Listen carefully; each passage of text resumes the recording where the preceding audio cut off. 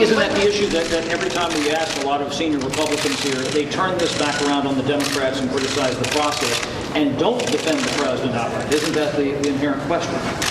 You can ask them. Are you willing to defend the president in this matter? I'm willing to talk about the process in the House. I just did. I think it's grossly unfair, and I think the president has a legitimate complaint about the process.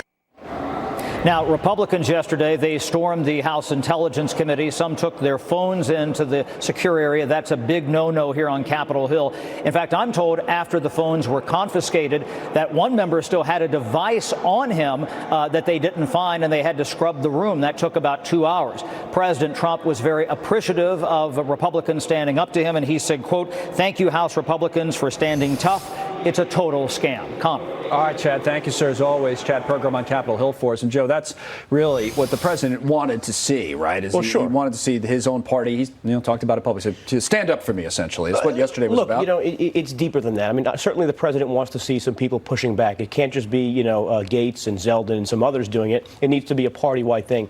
I think the Democrats have made it clear that they're going to cheapen this impeachment process, a process that should be solemn and open to the public. I mean, to have these proceedings done in a star chamber that essentially can overturn the will of the people is something that fundamentally will be problematic. What's the Republican argument once they do open it up? Going to be, because as Chad says, that probably will happen. Right. There are lines of defense over whether there was a quid pro quo, whether it wasn't, whether even if there was a quid pro quo, whether the head of state is not the appropriate authority, or otherwise who else to basically order the investigation of corruption in their own election thing. So there is an avenue for Republicans to investigate Trump. The problem is you see only leaks coming out of one side from Adam Schiff. As a result, we only discuss these issues in the frame and the narrative that the Democrats are trying to frame it as. No, I understand. It's unfair. So it'd be interesting to see, to Chad's point, what happens, say, next week with that. I think from Wall Street's point of view, John, it's always kind of about results. And, you look at some of these prediction markets and, who knows if they're worth it or they're right on with what they say. But they pretty much say it's a good chance, 7 in 10 maybe, that the president is impeached, but maybe only a 1 in 4 chance that he's removed from office. And some say with the Republican Senate, even that's a little high. How do you look at things in terms of outcomes? We're early in the process, and it looks like the Senate would not convict, but we're early in the process, and public opinion does seem to be shifting. More people view this as a big concern. They're less interested in what the Republicans are interested in at this point, which is the process. They're more interested in the facts, and the facts are speaking pretty loudly. What's the worst thing you've heard in terms of the president's point of view this week? I mean, you're referring to what we heard from Mr. Taylor. What was the? Yeah, well, I think that the transcript of the call, what Mr. Taylor has said, what others have said in these hearings, which, by the way, are the normal process. They are the legal process. They're the process of the House of Representatives. Those issues are resounding with the public. Now, whether or not it'll resonate enough to shift public opinion such that those in the Senate feel compelled to convict, that's a bit of a stretch at this stage. I think we're early in the process. Let me talk a little bit about how it affects other policies that are being talked about. For example, USMCA, the new NAFTA, and whether the chaos there is threatening that from getting through. There were some arguments that it actually should move faster because of the impeachment inquiry. White House trade official Peter Navarro was on the network earlier today, and he talked about Speaker Pelosi and how she's jeopardizing that USMCA deal. Let's listen to his perspective.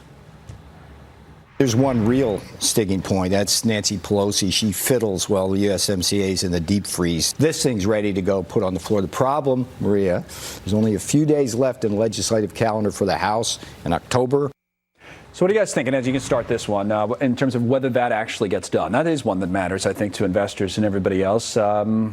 Is it slowing it down, the impeachment inquiry, or should it speed it up? Absolutely. It's slowing down the ability of the House to function on anything else. I mean, look at what the news is covering 24/7. It's impeachment, impeachment, impeachment.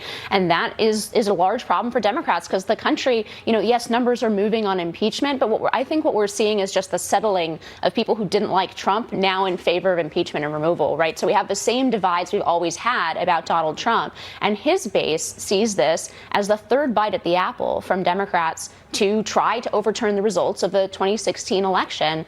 That conflict is going to push out anything that actually, people in the middle are looking for. I think a lot of people, they're waiting to see all the evidence. They're waiting to see what the Senate brings out, if it ever makes it to the Senate, on that issue.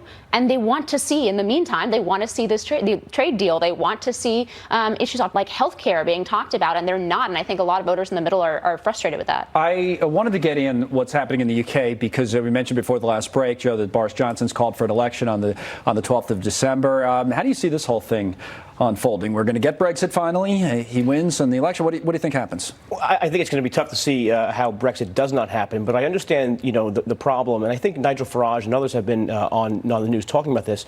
You have a parliament that doesn't seem to represent the actual will of the British people. I mean, in some ways, it's almost respective of the American impeachment process, where this is going on behind closed doors, and we have a problem. But the British Parliament doesn't seem to be going in the same direction as the British public demanded they did in the referenda. And I think the general election would be both good for Boris Johnson's party, and I think it would be good for the British public. How do you think he'll do in the election, John?